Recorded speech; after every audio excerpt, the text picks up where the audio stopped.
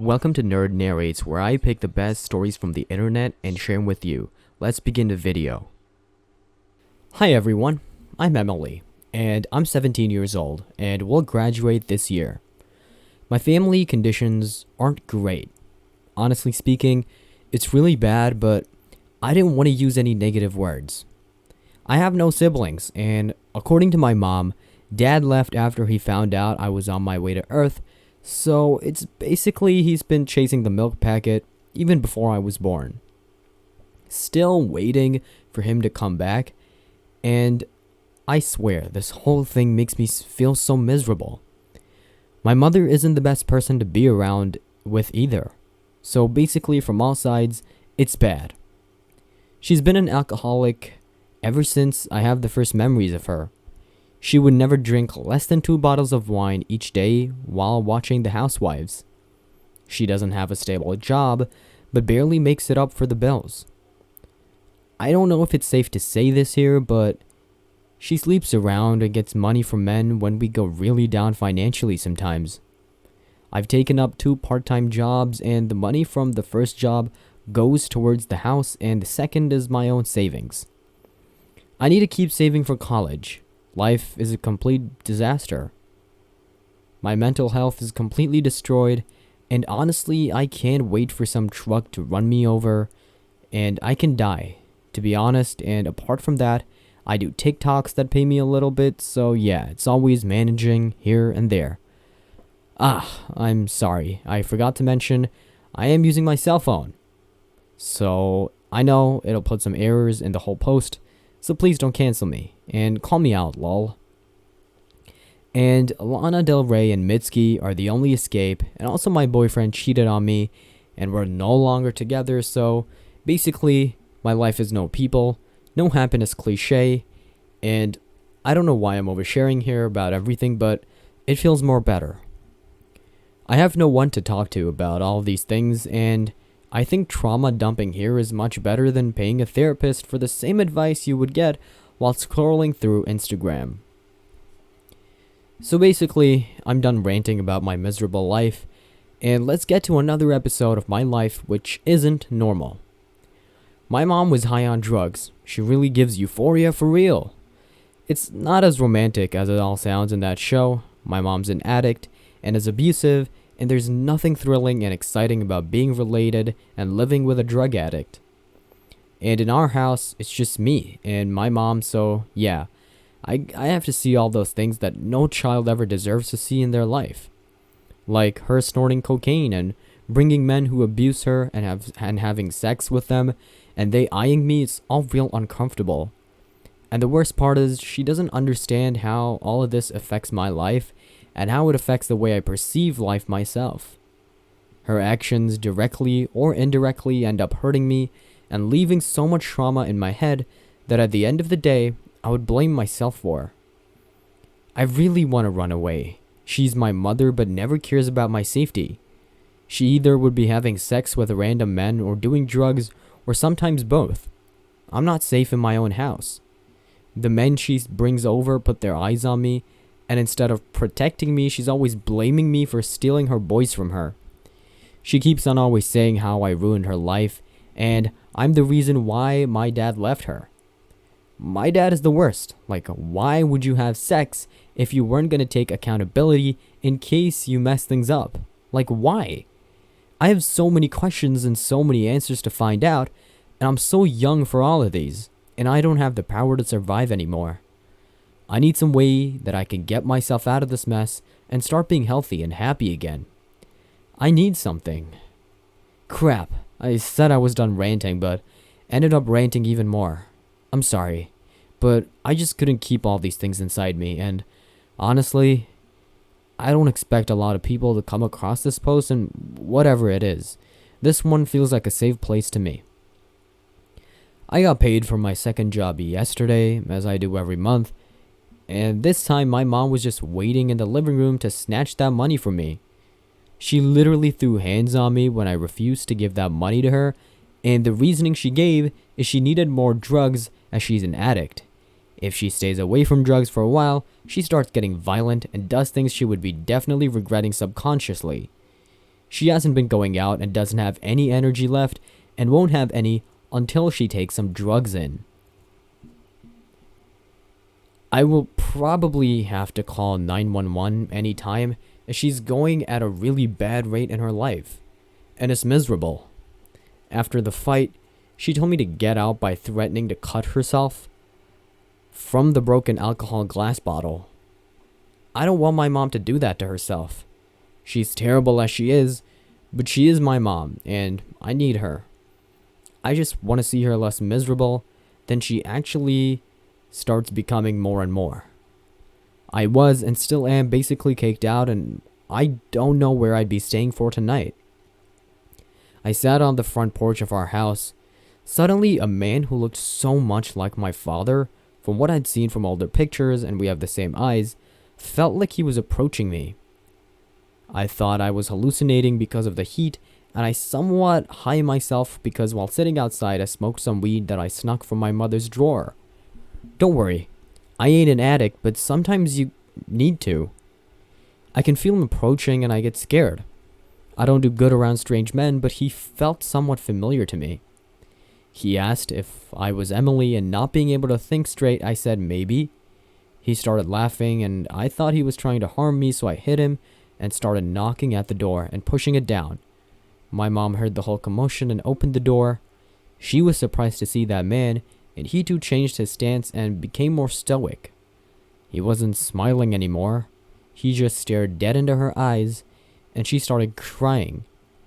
And when I tried to break the silence, she looked at me and started cursing me out and called me a dumb bee for getting her drunk, which I didn't do, and making her hallucinate, which I didn't do either. Blamed for both, and told me to come inside. I was tired and too high for this whole thing that was going on, and so just started walking in. The guy who was standing there just told me how he'll come and get me soon, and they both were in a weird staring game. He also said that he was looking for me since forever, but my mom kept me hidden. I don't know which anime I woke up in, but I would very likely would want to escape this one because this is just making my head hurt more. I'm somewhat high. I'd probably forget about this post and never come back here again, but yeah, this is really comfortable and feels like I'm texting my problems to my best friends, and it's better. Anyone out there who ever comes across this post, thank you for hearing my story and giving me a voice. I'll always appreciate it and love you. Update 1. Holy crow. This shit blew up more than I expected it, and thanks for all those stories y'all been sharing similar to mine.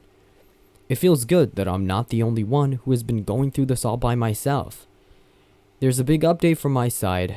Next day morning when I woke up, I kinda thought it was all a dream, and I sorta projected my deepest desires into my dreams, but I could feel the change of air around my house. I could feel my mom bathed after thousands of years, I guess. She was wearing good clothes and the house was clean. No, till this point, I haven't asked about the man yesterday, but whatever he is real or not, he made a difference, a lot more difference than all my crying and weeping could make. We still haven't spoken, but whatever, one day at a time. Update 2. I don't know, but I like my life so much more right now. The mysterious guy changed everything with one visit. He was real, I can confirm it. My mom's face says it all, and I remember the same eyes as mine that I saw that night. There have been no men anymore for 2 weeks since that night. My mom's alcohol addiction has also subsided, and she talks to me about life and how it's going and everything. And she's also trying to know about my life. I know bare minimum, but you don't know how good it feels to have all this bare minimum in life.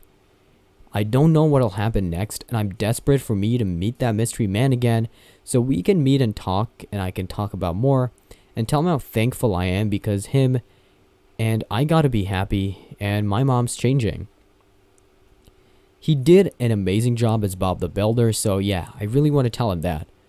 Wish I had taken a picture so I could have found him on Twitter or some social media, but it is just me. Update 3. First of all, damn, like, this is a completely out of surprise and Everything in my life has changed upside down since the last update.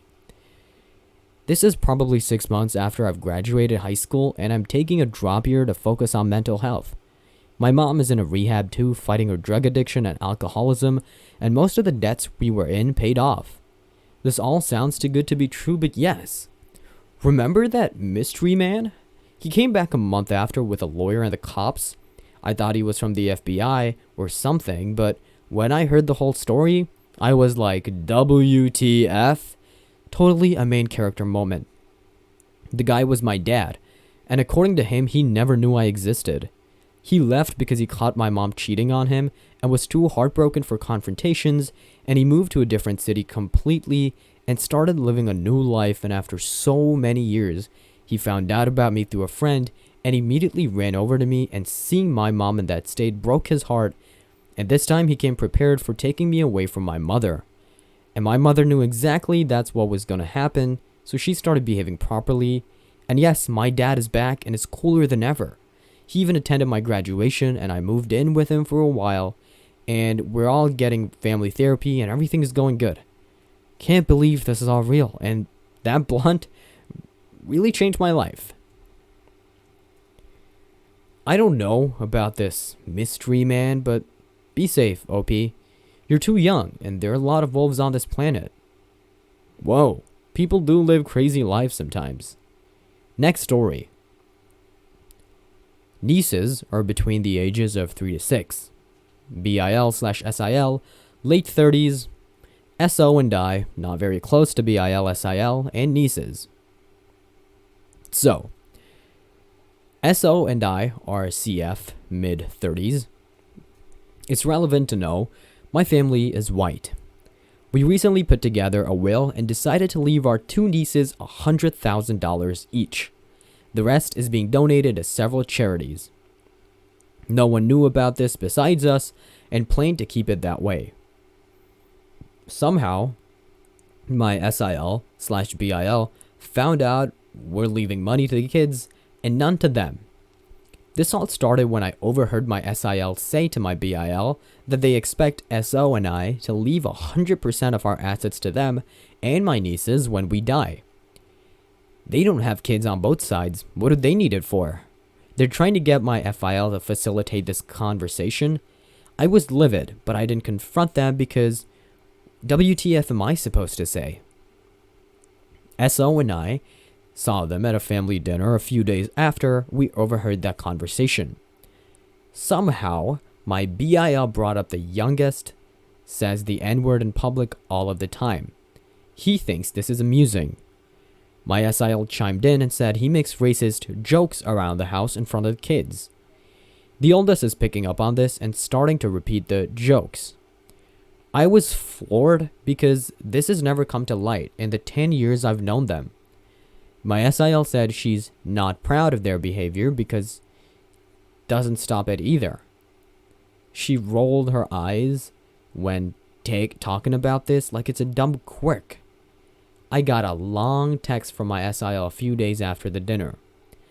Basically, she said she knows I'm giving the kids money. She's struggling financially, so we should set up a trust to access the cash now for the kids for living expenses, so they can have the life they deserve. If I loved my nieces, we would help provide. She said, if I don't leave money, she's gonna tell the kids we pulled their money. It'll be my SOs and my fault they can't go to college, buy a house, or have a good life. I haven't responded. SIL has always been a dick to me. I love my nieces, but they're following in the footsteps of my BIL/SIL. I'm not saying my nieces will grow up to be racist, and definitely don't blame this on them, but hearing 3 to 6-year-olds say racial slurs and jokes at this age doesn't bode well. They also live in an area that condones this language and behavior. We were already hesitant to leave my nieces anything, but with the racist stuff, the entitlement and threats has made me want to pull the plug completely. I know I can change the will down the road, but I'm so done with their BS. I feel cornered. WIBTA if I cut out my nieces from the will? Just saying, they're 3 and 6 years old.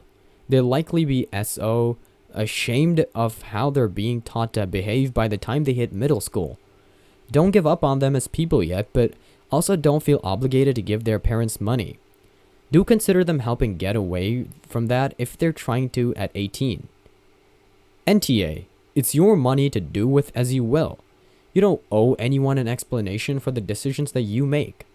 Change your will now, but be sure to revisit it every 5 years to make adjustments based on your developments in your and your family's lives. To say the least, your SIL sounds quite entitled. Next story.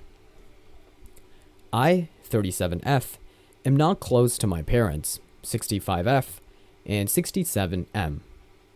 One of several reasons is that their control, and I always hated that.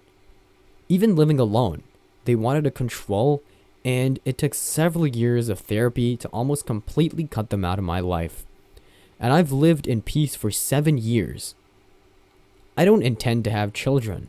I don't intend to get married and live together, even dating. So my expenses are with me and my 4 pets, 2 dogs and 2 cats. They live a life of luxury. Honestly, because I have a job that pays well. I have a 3-bedroom/3 bathroom house. The 2 suites I use for bedroom and office. The spare room is for my pets. The entire room is modified. Several things on the wall for cats, beds, toys, a door that leads to the backyard. I like to sleep completely alone and in peace, which has already proved ineffective when sleeping with all of them. My parents only visited my house once, and before my pets, the oldest is 4 years old, so really at the time, there was an empty room. Last week, my parents called me saying that they lost their house, financed and delayed a lot of installments, and asked if they could stay in the spare room. I said that the only living room would be available. They could sleep on the floor, mattress, or sofa, very spacious and comfortable, as the free room became my pets' room. They started to get angry, saying that the pets could sleep in the living room instead of them, and that it is extremely disrespectful to offer parents, even worse elderly people, to sleep in the living room on the floor or sofa while pets could do it. In addition to complaints about my lifestyle and the fact that I have a pet room, I got angry and said my house was not open to them. Since then, I've been bombarded by their messages saying that they're in a hotel, spending what they shouldn't, and next week they'll go to a shelter because I uninvited them and preferred my pets over not leaving them homeless. Other relatives couldn't help and they didn't bother me either, because they know the pain in the A that my parents are. I already blocked them but would like an outside opinion. AITA? Extra. I don't help them financially as I've been the target of emotional blackmail in the past because of it, and would rather it not happen again. NTA. I have a feeling that if you let them stay in the living room for a week, they'll still be there a year from now. We'll be reading a post about how you had to move out of your house and buy a new house for yourself just to get away from your parents. It's hard not to feel some pressure here, but it's your life. They did this to themselves, and they had to work hard to do it. Think about all the missed opportunities they had to prevent this from happening. NTA. I'm your mom now, and I want to tell you some things you should have been told by a parent a long time ago. I'm sorry. I should have never made such a big deal about your food. I love you regardless of what you eat. I'm sorry. I should have never micromanaged your finances. I love you regardless of your financial situation. I'm sorry. I never should have been so harsh about your grades. I love you regardless of your GPA. I'm proud of you for doing so well for yourself and your chosen family. I'm so glad you found happiness for yourself, and I should never have asked you to open your home to someone who treated you so badly. You have no obligation to forgive those who abused you, whether it was emotional or physical or financial, even if they say sorry, especially if they don't. You should feel no guilt for the strict boundaries that make you feel safe.